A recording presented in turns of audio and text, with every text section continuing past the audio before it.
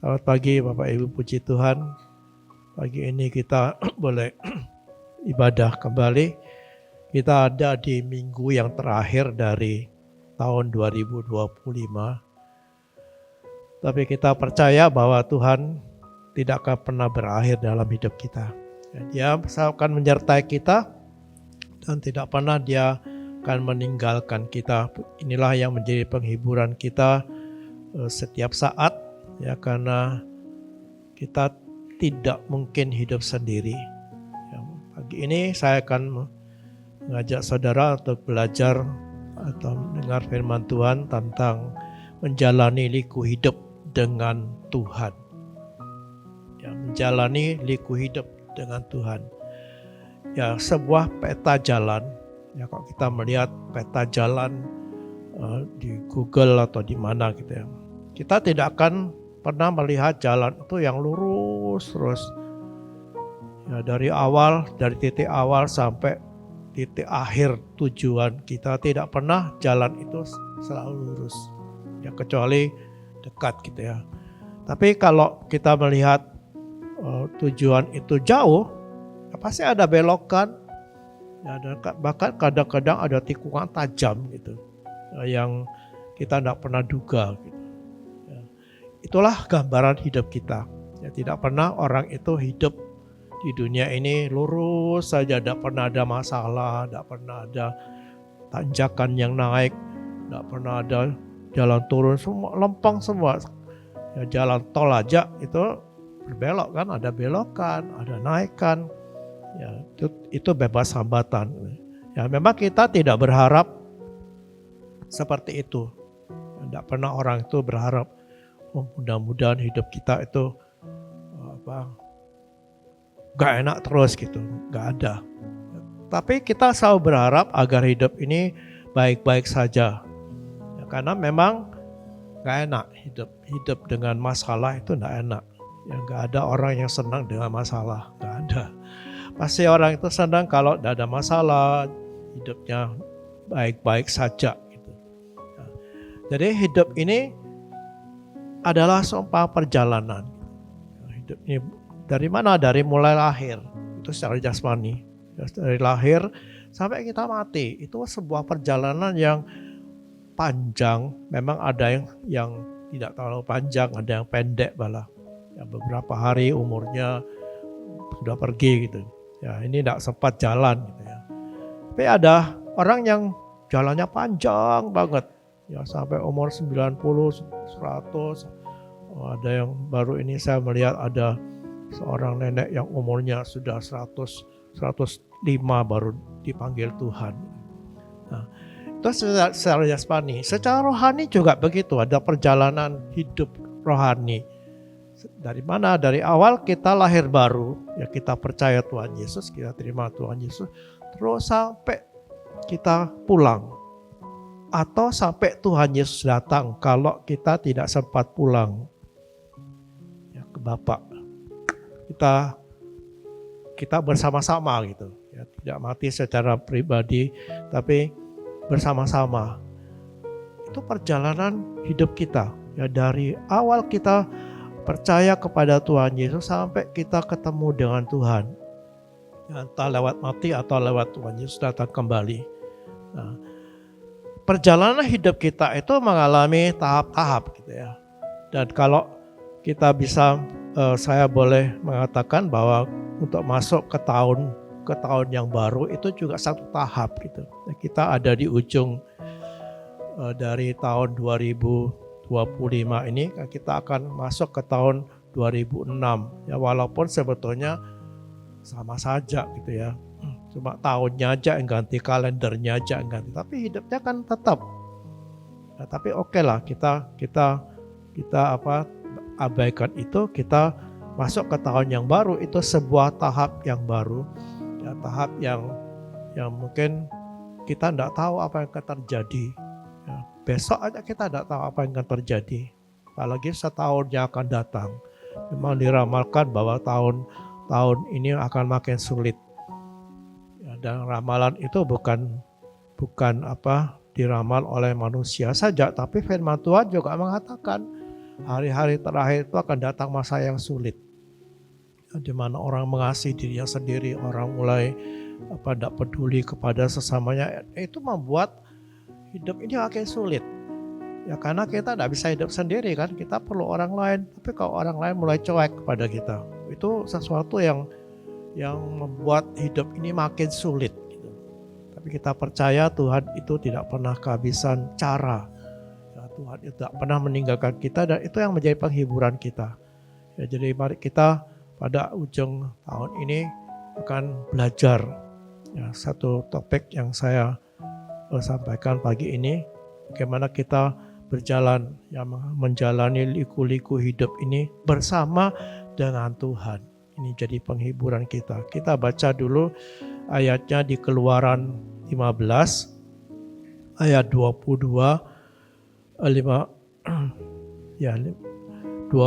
sampai 25, lalu kita akan loncat 27. Ayat 22. Musa menyuruh orang Israel berangkat dari Laut Teberau, lalu mereka pergi kepada Gurun Syur 3 hari lamanya. Mereka berjalan di padang gurun itu dengan tidak mendapat air. Sampailah mereka ke Mara, tetapi mereka tidak dapat meminum air yang di Mara itu karena pahit rasanya. Itulah sebabnya dinamai orang tempat itu Mara. Ayat 24. Lalu bersukut-sukutlah bangsa itu kepada Musa, kata mereka, apakah yang akan kami minum? Musa berseru-seru kepada Tuhan, dan Tuhan menunjukkan kepadanya sepotong kayu.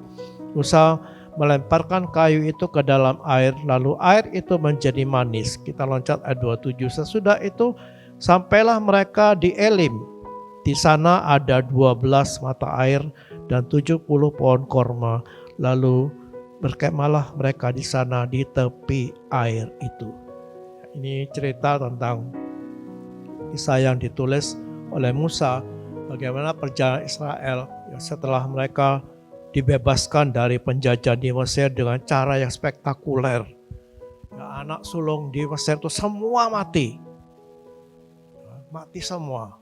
Ini sesuatu yang heboh sebetulnya.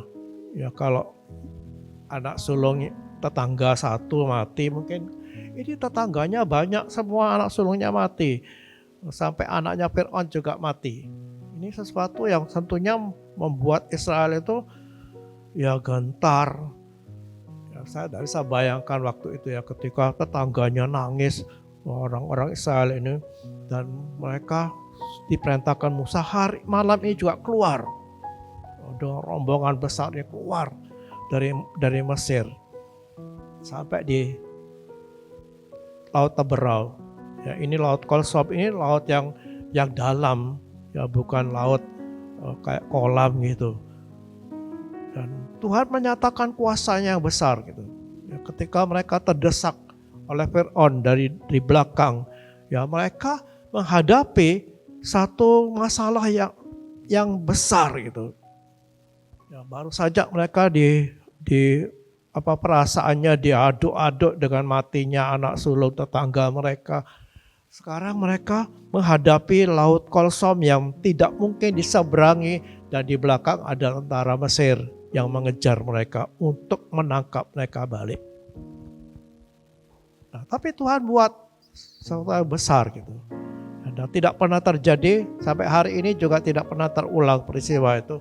Laut Kolsom terbelah menjadi 2 dan mereka jalan di situ di tanah kering katanya. Tanah kering. Jadi bukan tanah yang becek. Itu kan dasar laut itu kan banyak lumpur pastinya. Itu dibuat kering sama Tuhan. Dan mereka lewat di situ dengan selamat. Lalu Fir'aun bersama tentaranya masuk ke situ juga. Tenggelamlah mereka karena Tuhan membalikkan lagi air itu. Ini sebuah peristiwa yang begitu luar biasa gitu. Tidak pernah terjadi dan tidak pernah terjadi lagi. Ini seharusnya membuat Israel itu kagum, dan memang mereka percaya kepada Tuhan. Dalam pasal yang 13 itu mereka percaya kepada Tuhan. Lalu mereka mulai memuji Tuhan. Ini peristiwa yang membuat mereka itu luar biasa. Terangkat gitu iman mereka. Tapi 3 hari kemudian katanya, ketika mereka jalan dari situ, 3 hari mereka berjalan di padang Syur itu, mereka sampai di Mara. Ya, namanya tadi belum Mara gitu ya. Sampai di situ ternyata air yang mereka dambakan bisa diminum pahit, tidak bisa diminum. Bersungut-sungutlah mereka, ya, bersungut-sungut. Apa yang akan kami minum katanya. Lalu Musa berseru kepada Tuhan. Ya, Tuhan menunjukkan sepotong kayu. Kita tidak bisa bayangkan kayunya apakah kayu besar atau kecil, hanya ranting saja. Tapi ayat itu mengatakan tadi sepotong kayu. Lalu Musa melemparkan kayu itu ke dalam air yang pahit itu. Berubahlah air itu menjadi manis. Ini pengalaman baru lagi gitu, yang belum pernah terjadi. Jadi Tuhan menolong mereka ya dari Mesir itu sesuatu yang luar biasa. Ya, lalu mereka sekarang ketemu dengan air yang pahit, mereka sudah ngomel. Coba nanti kita akan pelajari lagi. Ngomel, pahit.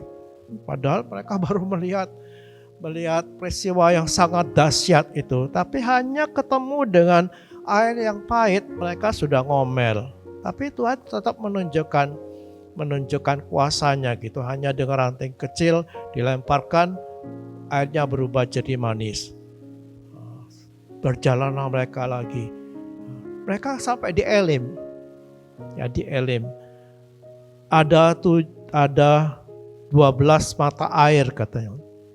27 tadi ada 12 mata air ya yang pastinya ini mata air yang enak. Ini oasis, biasanya disebut oasis.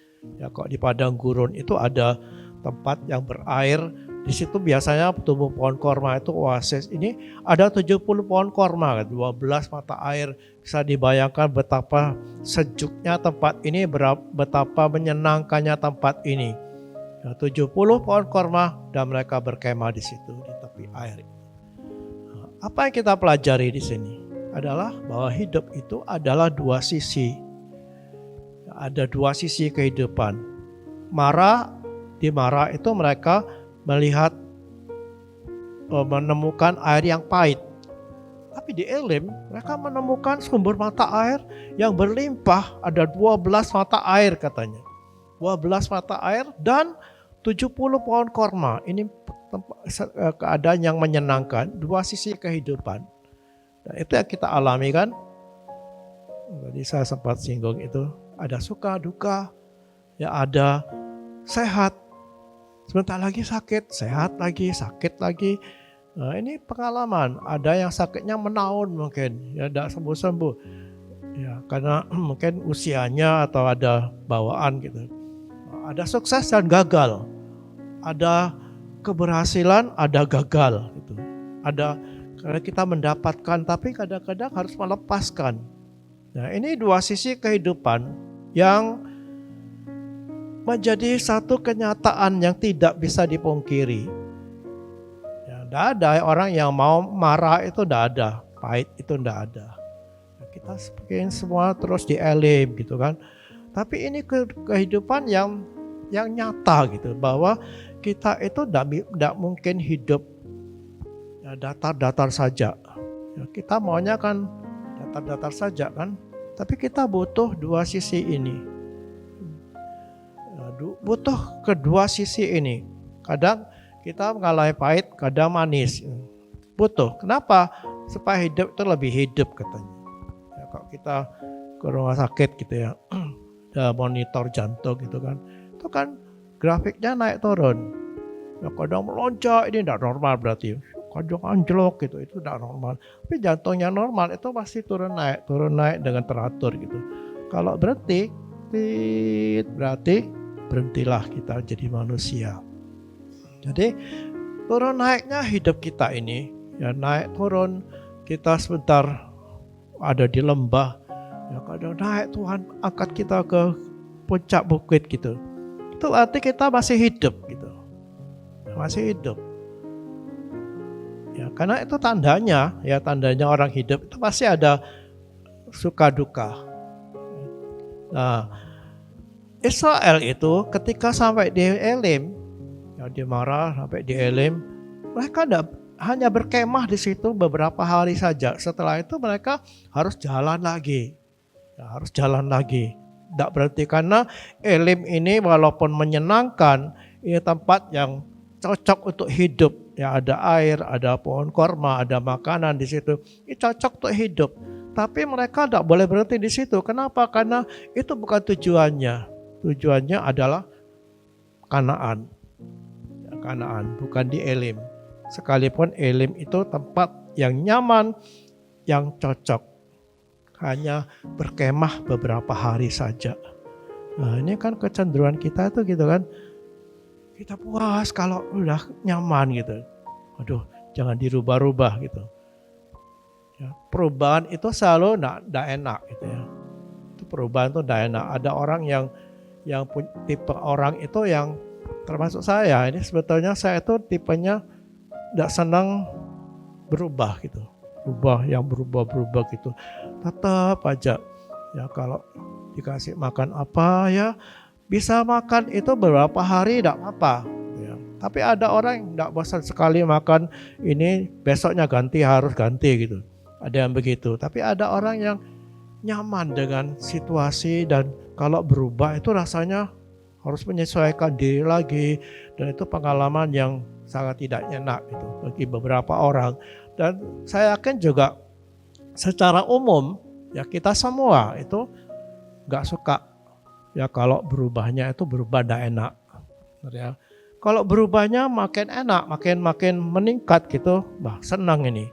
Tapi kalau berubahnya itu masuk di marah, waduh, ya dari Elim ke marah lagi, aduh rasanya menyakitkan. Yang menyakitkan. Kita senang kalau situasinya nyaman, ya tapi itu akan membuat kita mandek. Ya, ketika kita merasa nyaman di zona nyaman kita diam di situ, hidup ini mandek. Kita tidak lagi berinovasi, kita tidak lagi kepingin maju karena sudah nyaman. Bisnis kita juga kan, sudah jalan, udahlah cukuplah segini. Dan dunia ini tidak akan pernah berubah kalau semua orang seperti itu. Kenapa kita melihat dunia ini makin baik, makin secara penampilan ya, bukan secara situasi. Ini situasi sekarang ini sudah tidak nyaman ditempati sebetulnya dunia ini. Panas suasananya, lalu musimnya juga tidak karuan. Ya ini kan sepanjang tahun yang lalu kita dikasih hujan terus kan. Walaupun tidak tiap hari tapi masih ada hujan. Biasanya kan tidak. Agustus itu sudah mulai hujan. Setelah itu mulai April itu kering, musim panas sampai dulu ada liburan musim panas. Waktu saya masih SD ada libur musim panas. Sekarang tahun yang lalu hujan, tidak karuan musim ini, tidak karuan. Belum lagi penyakit yang macam-macam terjadi, belum lagi dari sisi kejahatan, mengerikan. Ya orang diculik, anak-anak diculik itu.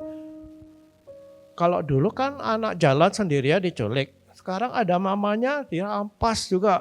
Nah, mamanya sudah kewalahan. Ada yang dibius orang tuanya, anaknya dibawa. Ini kejahatan yang membuat kita sebetulnya nggak nyaman. Tapi secara penampilan ini dunia makin indah gitu, makin indah. Ya. Nah, mari kita melihat bahwa kecenderungan kita itu tinggal di dunia yang nyaman ini. Kita tidak bisa diam di sini terus. Ya, makanya Tuhan kasih kita masalah-masalah supaya kita tidak kerasa sebetulnya di dunia ini. Karena tujuan kita bukan dunia tapi ke sana. Nah, jadi inilah kenyataan bahwa Marah dan Elim itu selalu ada dalam hidup kita, dua sisi ini. Nah, kesadaran bahwa hidup ini ada dua sisi itu akan membuat kita jadi pribadi yang tidak larut dalam duka. Aduh, sekarang saya sedang sedih. sedih. Ya, atau kalau ketika kita senang di Elim, jangan lupa diri. Jangan lupa diri, kita percaya bahwa situasi yang nyaman ini tidak selamanya. Pasti ada perubahan. Jangan lupa itu. Kita lebih siap menghadapi apapun kalau kita tahu bahwa hidup ini, ya ini kenyataannya dua sisi kehidupan. Juga kita akan jadi bijak gitu ya. Dengan bijak kita akan mengelola hidup ini, karena tidak selamanya kita senang, tidak selamanya kita susah.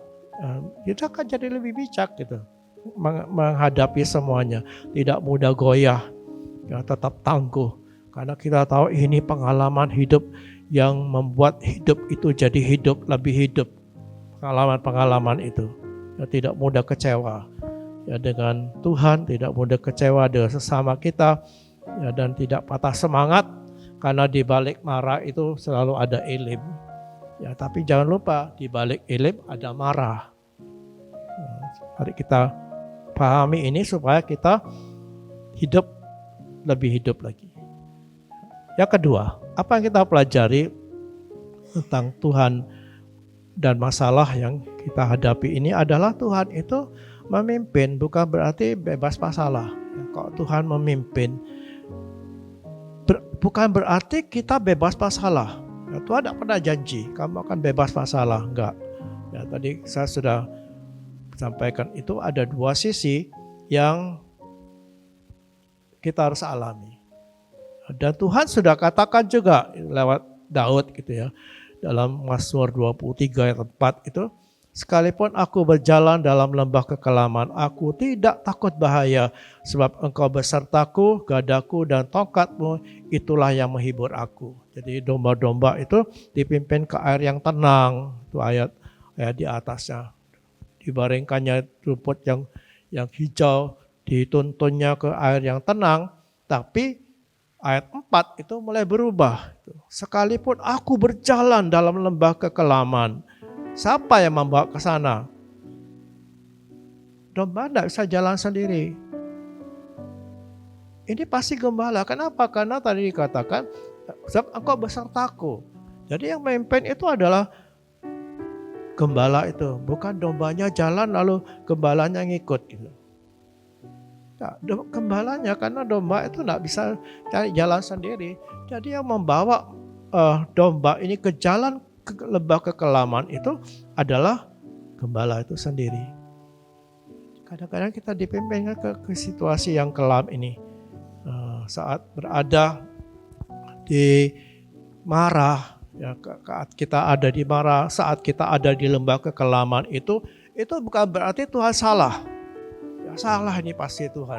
Kenapa kok saya diizinkan di sini? Waduh, kenapa tidak ditolong? Bukan berarti Tuhan tidak ada. Dia ada selalu. Ya, tadi engkau menyertai aku, engkau besertaku. Gadamu dan tongkatmu itu menghibur aku. Jadi di marah, di tempat kekelaman itu Tuhan juga masih ada. Dan kita perlu catat ini bahwa Tuhan itu memberi masalah. Yang memberi masalah bukan supaya kita bermasalah gitu, biar tuh kapok gitu, bukan supaya kita kapok gitu. Tuhan itu kadang-kadang menghajar kita juga, ya bukan supaya kita kapok kamu, ya supaya kita bermasalah, tidak. Tapi Tuhan itu akan membawa kita kepada tujuannya. Apa? Agar kita mengalami pengalaman-pengalaman baru. Dan dalam ayat pasal Keluaran 16 ayat 6 dan 12 itu dikatakan begini. Ya. Ayat pasal 16 Keluaran 16 ayat 6. Sudah itu berkatalah Musa dan Harun kepada seluruh Israel, petang ini kamu akan mengetahui bahwa Tuhanlah yang telah membawa kamu keluar dari tanah Mesir. Ayat 12 juga, aku telah mendengar sungut-sungut orang Israel, katakanlah kepada mereka, pada waktu senja kamu akan makan daging dan pada waktu pagi kamu akan kenyang makan roti. Maka kamu akan mengetahui bahwa akulah Tuhan Allahmu. Jadi Tuhan izinkan itu terjadi. Ya, Tuhan itu mengizinkan kita mengalami masalah-masalah dalam hidup kita itu bukan supaya kita bermasalah. Bukan supaya kita menderita gitu, tidak. Tapi Tuhan akan membawa kita untuk mengenal siapa Tuhan itu. Lewat masalah-masalah kita tahu, ternyata Tuhan itu ada gitu. Dia hidup.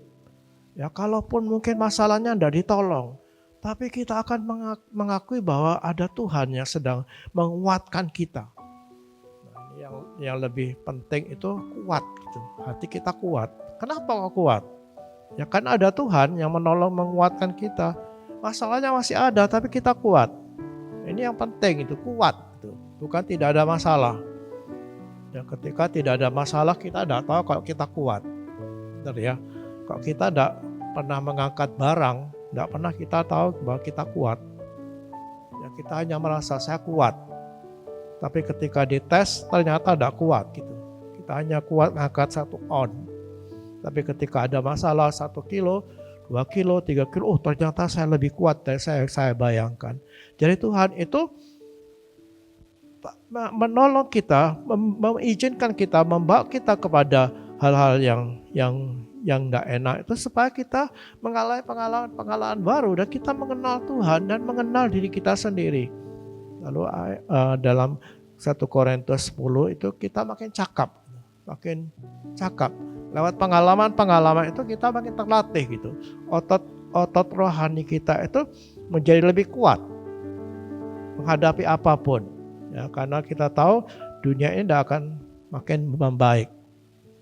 Tidak, walaupun secara penampilan dunia ini oke sekarang. Ya, ilmu pengetahuan makin luar biasa. Ya, dengan mudah kita mendapatkan apapun yang kita inginkan. Tapi secara rohani tidak. Ya, kita akan mengalami banyak kesulitan dan kita butuh cakap, terlatih. Ya, terlatih. Nah, jadi waktu kamu dicobai katanya kamu akan Tuhan akan berikan kepada jalan keluar sehingga kamu itu dapat cakap menanggungnya. Puji Tuhan. Jadi masalah yang kita hadapi itu harus kita hadapi, sikapi dengan cara yang benar gitu. Apa? Cara yang benar menghadapi masalah. Ya, karena Tuhan itu tidak janji kita tidak ada masalah. Kalaupun Tuhan itu bersama kita, ya meskipun Dia menyertai kita, Tuhan tidak berjanji kalau aku bersama kamu, semua beres. Tidak. Ya, supaya kita terlatih gitu. Nah, bagaimana sikap kita? Adalah mengambil pelajaran dari semua masalah itu. Ya, jangan mau rugi gitu ya. Masalah itu kan tidak enak. Kan? Nah, tapi kok kita tidak belajar dari masalah? Ya, kenapa sih kok Tuhan izinkan saya ini misalnya bermasalah dengan pasangan hidup? Karena enak itu kan? Kenapa kok Tuhan izinkan ini ya? Kenapa? Lalu kita lewat begitu saja, tidak mengambil pelajaran dari pengalaman pahit ini. Kita rugi, sudah mengalami tidak enak, kita tidak dapat apa-apa. Jangan mau rugi. Kalau kita sakit misalnya, kenapa kok saya sakit? Belajarlah dari situ. Kenapa kok diizinkan sakit ya? Saya mungkin tidak jaga makan. Ya udahlah, lain kali saya jaga makan. Jadi kita lewat pengalaman yang tidak nyaman itu kita mendapat manfaat. Sikapi sama masalah itu karena Tuhan tidak pernah berjanji tidak akan ada masalah. Selalu ada masalah, tapi kita mau belajar dari semua masalah itu. Ya. Nah, walaupun masalah itu bisa membuat orang jadi ragu akan Tuhan. Ya, seperti Israel ketika mengalami marah, yang mengalami laut kosong yang membentang di depan mereka, di belakangnya ada tentara Mesir, mereka kan marah sama Tuhan. Nah, mengapa mereka ragu kepada Tuhan? Mereka lupa pertolongan Tuhan yang lalu itu. Ya, bagaimana mereka keluar dari Mesir dengan cara yang spektakuler, membunuh semua anak sulung di Mesir itu. Ini kan pengalaman harusnya membuat mereka sadar bahwa ada Tuhan gitu. Ketika lewat di hadapan laut kosong, waduh, mereka gentar. Ini pengalaman yang baru saja mereka alami itu tidak membuat mereka belajar. lupa bahwa Tuhan itu ada. Laut kosong mereka lewati dengan pertolongan Tuhan. Baru lagi ketemu dengan marah, mereka sudah marah lagi gitu. Mereka rupanya tidak mempercayai Tuhan dengan sungguh-sungguh gitu. Mereka hanya sesaat gitu. Ya, mereka lihat Tuhan, waduh. Seringkali kita kan begitu kan? Ya, kita tidak bisa menyalahkan Yesaya karena kita juga seperti itu. Baru saja Tuhan tolong. Sekarang ada masalah, kita sudah lemah lagi. Kita bermasalah lagi dengan iman kita. Itu pengalaman kita. Seharusnya tidak seperti itu. Kita bertumbuh dewasa gitu. Jangan mau dikalahkan oleh masalah sehingga kita terpuruk. Tapi lewat pengalaman-pengalaman dan masalah itu kita bisa mengenal Tuhan, bahwa Tuhan itu Tuhan yang tidak pernah membiarkan kita. Tuhan yang tidak pernah membiarkan kita menghadapi semuanya. Karena Dia beserta kita dan gada dan tongkatnya ada di dalam bersama-sama dan menghibur kita. Puji Tuhan. Yang ketiga, kita belajar apa di sini? Bahwa Tuhan itu bisa diandalkan. Yang ketiga, kita bisa belajar bahwa Tuhan itu bisa diandalkan. Tuhan itu bersedia dan menyediakan dia untuk diandalkan. Tanpa syarat, hanya dengan percaya. Ada orang yang mau minta tolong kepada seseorang, biasa ada syaratnya, harus gini, harus gini, harus gini. Tapi bagi Tuhan tidak. Ya, Tuhan menyediakan dirinya untuk diandalkan. Dan Dia suka. Dia suka, bukan berarti karena kamu butuh aku, lalu Tuhan tuh bangga. Tidak ada sama sekali di hatinya Tuhan seperti itu. Kalau ada seperti itu, Dia bukan Tuhan. Pasti bukan Tuhan. Ketika kita bersandar kepada Tuhan, Tuhan tuh senang, suka gitu. Apa sih artinya mengandalkan Tuhan itu? Mengandalkan Tuhan itu artinya mempercayai Tuhan. Yang mempercayai Tuhan untuk mengambil alih kendali atas masalah yang sedang kita hadapi. Gitu Tuhan. Diambil alih sama Tuhan. Dan Tuhan menyelesaikannya. Nah, ini perlu kenapa? Karena kita ketika menghadapi masalah, kita kan sudah jadi lemah lebih duluan gitu. Lalu kita makin terpuruk ketika kita bersandar kepada kekuatan sendiri, kepada keahlian kita. Ternyata tidak ada artinya aku ini. Kita terpuruk gitu. Makin terpuruk. Jadi ketika kita mengandalkan Tuhan, kita menyerahkan itu ke dalam tangan Tuhan. Mau diapain nih Tuhan?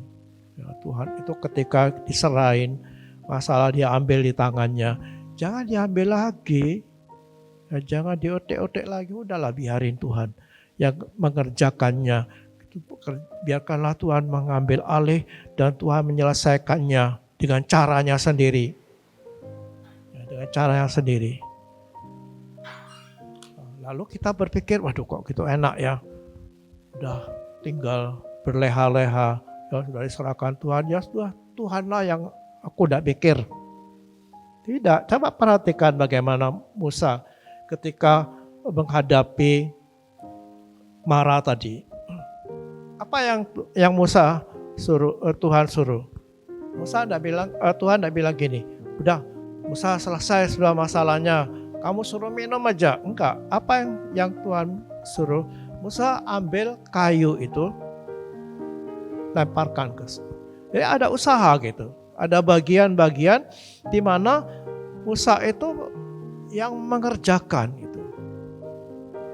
Tuhan yang memulihkan air itu. Nah, jadi mengandalkan Tuhan itu bukan berarti masa bodoh. Enggak. Kita berseru kepada Tuhan. Itu wujud dari iman kita yang mengandalkan Tuhan itu berseru-seru. Itu dalam Keluaran 15 ayat pasal 17 juga. Ini pasal 17-nya juga bicara tentang bagaimana Israel kekurangan air gitu. Ini saya ambil kisah yang sama tentang air gitu ya. Ini kan Keluaran 15 itu tentang Mara gitu. Mara yang airnya pahit. Tapi Keluaran 17 ayat 4 ini kekurangan air lagi. Apa yang Tuhan suruh? Musa berseru gitu. Tuhan berseru, ini kekurangan air. Apa yang Tuhan suruh? Ambil tongkat, pukul gunung batu. Nah, Bilangan 15 juga itu, sujudlah mereka. Jadi mengandalkan Tuhan itu adalah berseru kepada Tuhan, mengandalkan Tuhan, berdoa, tapi tidak berpangku tangan. Tidak berpangku tangan, tidak masa bodoh, sudahlah. Musa ngambil kayu itu melemparkan ke air. Dalam Keluaran 17 itu ketika mereka kekurangan air, Tuhan itu suruh Musa ambil tongkat, pukul itu gunung batu. Ada aksi, ada bagian kita di mana kita itu harus berperan gitu. Nah, masa bodoh, udah misalnya ini, udah kita bermasalah dengan ekonomi kita gitu, goyah ini ekonominya. Udah percaya sama Tuhan nanti akan bergerak. Ya, kamu akan diam saja, kata itu dalam Keluaran 17. Kamu akan diam saja. Ketika Laut Storm itu kamu akan diam saja. Ya, dan memang orang Israel diam, kenapa? Sudah tidak bisa apa-apa. Kita berpikir gitu, waduh ini masalah ekonomi ini berat ini. Udah diam aja dah. Kita leha-leha tidur serahkan ke Tuhan. Oh tidak. Ada bagian yang mesti kita lakukan. Apa? Ya berusaha bagaimana sih supaya ekonomi ini pulih gitu. Misalnya kita delete utang gitu. Udah gede banget utangnya. Udah terkapar kita. Udah serahkan ke Tuhan, biar Tuhan yang bayar.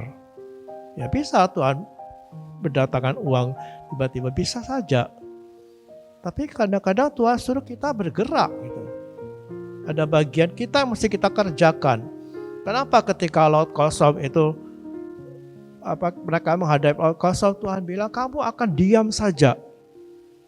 Karena udah tidak bisa apa-apa, mau apa sekarang? Mau nyebrang? Tidak bisa. Mau lari ke belakang ada tentara Fir'aun gitu. Udah diam aja. Tapi ketika dimarah, Tuhan bilang ambil. Ada bagian yang bisa kita kerjakan, itulah yang harus kita kerjakan. Jadi mengandalkan Tuhan di sini bukan berarti masa bodoh, ya lalu udah serahkan kepada Tuhan. Kalau kita masih bisa bergerak, kita yang harus bergerak. Bagian Tuhan itu bagian terberat itu. Apa membelah laut kosong yang tidak mungkin kita lakukan, itu bagian Tuhan. Tapi ketika melemparkan kayu itu kan bisa. Ya Tuhan tidak merubah air itu tiba-tiba jadi manis sendiri, enggak. Ya kenapa? Karena bisa ada kayu yang Tuhan yang tersedia di situ, enggak tahu kayu apa itu, apakah kayu yang manis, apa enggak tahu, pokoknya sudah lempar. Ada bagian yang harus kita kerjakan, ada bagian yang kita tidak bisa kerjakan, itu bagiannya Tuhan. Itu mengandalkan Tuhan. Ada kita bersyukur. Saya mengatakan bahwa Tuhan itu Tuhan yang Maha Kuasa, yang sanggup yang menolong kita. Kalau kita mengandalkan Dia, kita akan melihat kemuliaannya. Dan yang keempat, yang terakhir, yang kita bisa pelajari dari sini, dan Tuhan menolong dengan kreatif. Ya, tadi saya katakan bahwa tiga cerita yang saya ambil ini adalah Marah, Horeb itu ketika Tuhan Israel kekurangan air, Tuhan suruh pukul itu. Ya, tadi Marah dengan kayu gitu. Tapi ketika di Horeb itu Tuhan mengatakan pukul gunung batu itu, lalu keluarlah air. Nah di Meriba itu beda lagi, ada gunung batu juga di situ. Tapi Tuhan bilang kamu berkata kepada gunung ini keluar air. Tapi sayang ketika di Meriba ini karena Musa itu emosi mungkinnya. Dia tidak berkata tapi dia ngambil tongkat itu. Dia lakukan seperti di Horeb. Ya mungkin karena dia teringat dulu itu dipukul. Ya, karena emosinya dia lupa perintah Tuhan. Hanya ngomong. berbicara, sampai ambil tongkat pukul. Sampai dia dihukum tidak bisa masuk ke tanah perjanjian. Gara-gara kesalahan yang harusnya kecil gitu. Suruh ngomong tapi dipukul, ayatnya keluar. Jadi kita lihat bagaimana Tuhan itu punya cara yang sangat kreatif. Ya, jangan batasi Tuhan. Ya, jangan batasi Tuhan. Apa Tuhan bisa ya? Israel kan, loh apa Tuhan ada di tengah kita? Apa Tuhan bisa? Ketika mereka butuh daging, ya Tuhan, mereka kok ngomong, apa Tuhan bisa menyediakan daging sebanyak ini? Ternyata Tuhan itu kasih kirimkan burung puyuh sampai berapa susun katanya. Ya, sampai berlapis-lapis sampai mereka itu muak. Ya, sampai muntah. Ternyata Tuhan itu tidak bisa dibatasi dengan pikiran negatif. Juga jangan mereka-reka gitu. Tuhan, ini loh Tuhan, saya punya masalah Tuhan, saya sakit. Tolong Tuhan sembuhkan saya. Caranya gini Tuhan.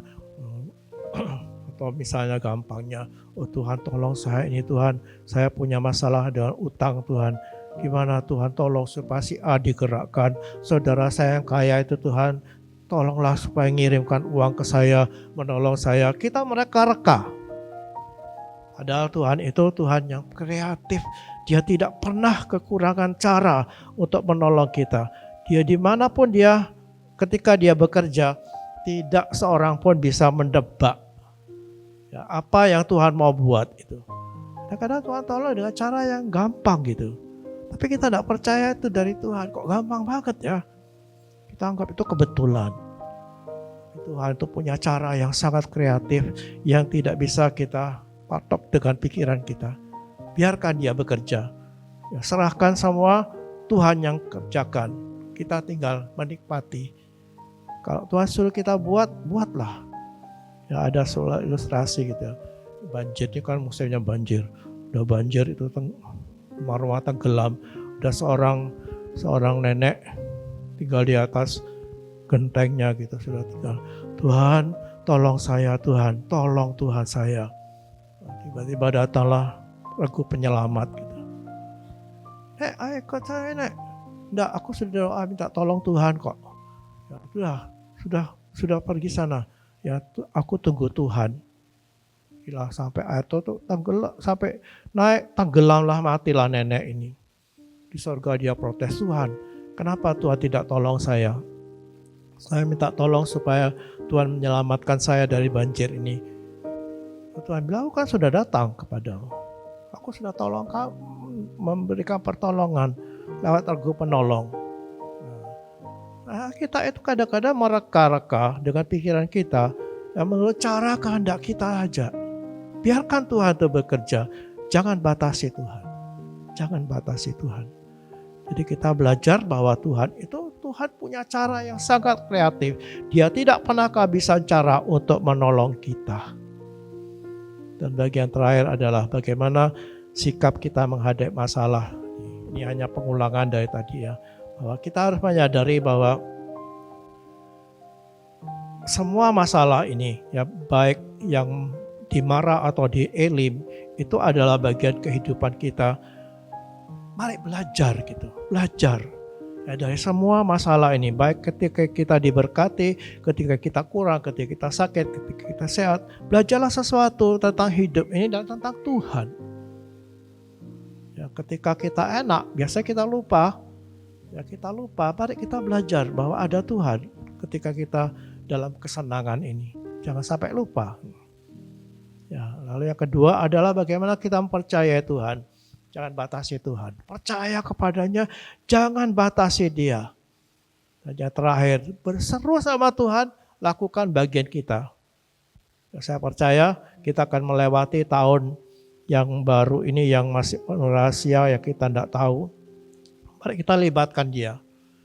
Senang, susah, sehat atau sakit, jangan biarkan kita jalan sendiri, tapi biarlah Tuhan kita libatkan dalam semuanya. Saya percaya kita melewati tahun 2026 ini dengan hati yang penuh penyerahan, Kita akan melihat kemuliaan Tuhan dinyatakan dan kita alami. Jangan jalan sendiri, tapi mari kita libatkan Tuhan. Dalam perjalanan hidup kita menghadapi liku-liku kehidupan ini, biarlah kita berkata, Tuhan, kalau Engkau tidak beserta aku tidak mau jalan. Mari kita